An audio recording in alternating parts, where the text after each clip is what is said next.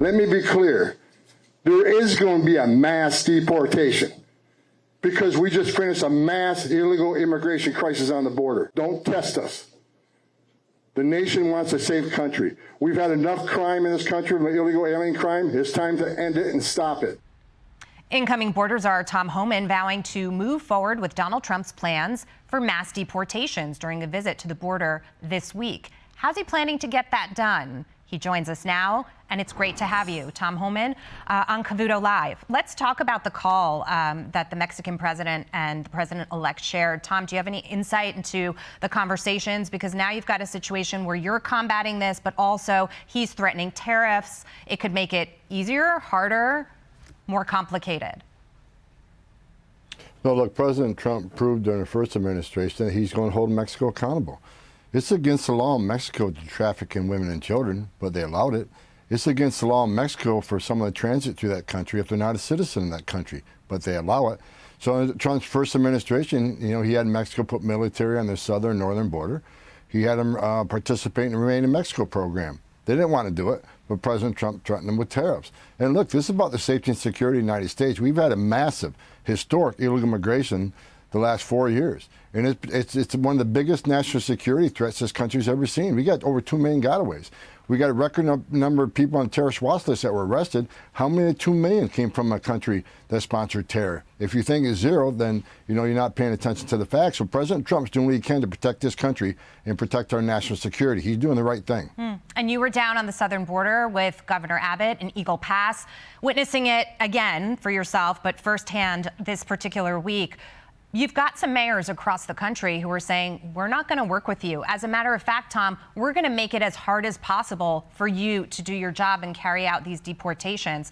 I know you've said that you'll put them in jail if you have to, but ultimately you hope it doesn't get to that. How does this play out? Well, look, here's what they need to understand, right? They don't want ICE, roaming through their neighborhoods and doing this, what they call mass sweep and all this other stuff. Well, give me access to the jail.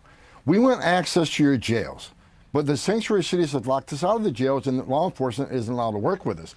Give me access to the bad guy that you locked in a jail cell, because you obviously locked him in a jail cell because he's a public safety threat. That's the person we want to talk to. And when we do that, it's safe. It's safe for the officer, it's safe for the alien himself.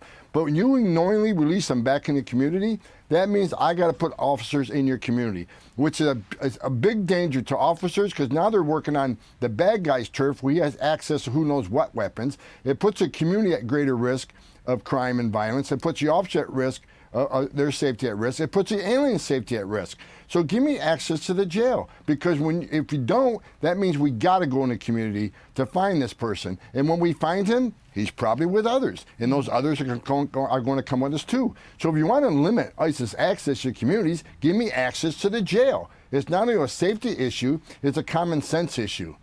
How do you round up the gangs also, Tom? Because there were some recent arrests here in New York City, Tren de Aragua. Ultimately, this is a problem that's not just at the southern border. It's spread its tentacles pretty much everywhere. And you have said you want to get the terrorists, you want to get the criminals, and you want to get them out first.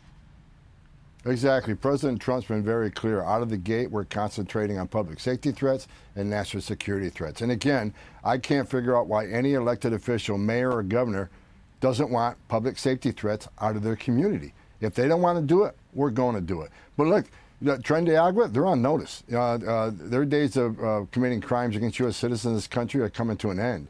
We're going to hunt them down. We're going to arrest them. We're going to deport them. And by doing that, we have certain law enforcement sensitive systems. I can't explain it on this network, of course, but we have ways to find them. And we're going to arrest them and lock them up. Because even if they're here and have some sort of parole standing, or they're here in some sort of temporary allowance from the Biden administration, there are conditions for release.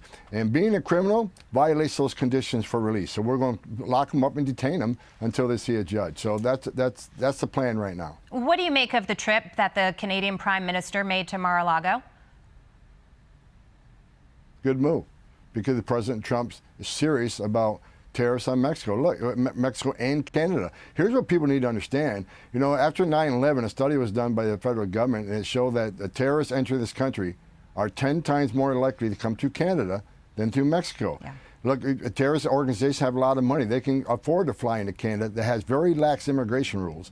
And we know the illegal crossings on the Canadian border in some sectors are up over 800%. It's a huge national security vulnerability. So President Trump's doing the right thing.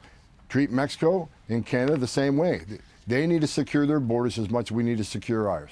There was some video circulating this week of a little girl in a pink jacket. She was 2 years old. And I know that it brought many people to tears to see still, as we're sitting here, unaccompanied minors coming across the border, human trafficking, all kinds of problems that deal with children specifically. We're not even talking about the drugs and the gangs and the violence that's coming into this country. You know, you sit there and think about the Democrats, and they always say that they care about people and they care about children, and yet they see the same images. They've allowed this to happen, Tom.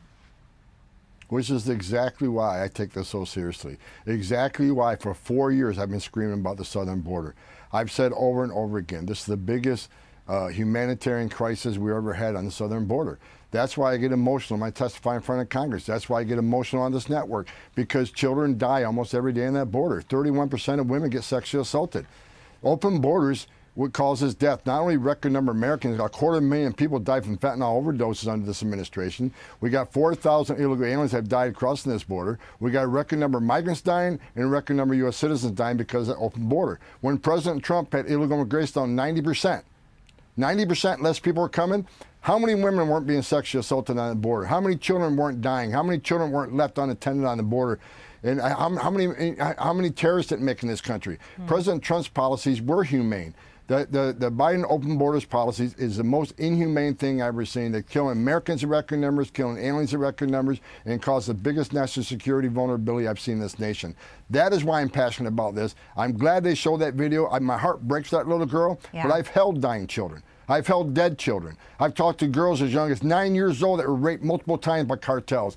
That's what happens in that border. And under the Trump administration, we're going to show that to everybody. We're going to be very transparent so people understand why we have to do what we're doing.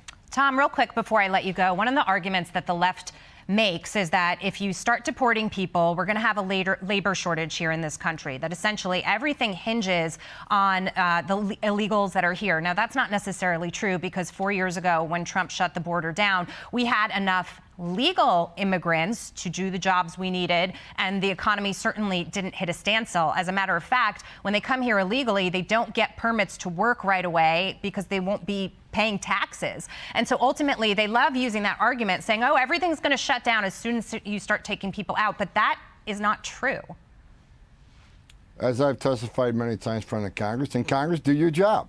Do your job and make sense of our immigration laws. But illegal immigration is not a victimless crime. When you cause a crisis as big as you've caused the last 4 years that overwhelms the Border Patrol, where most agents are pulled off their security detail, that's when the fentanyl comes across that kills Americans. That's when the sex trafficking of women and children up 600%. That's when women and children die.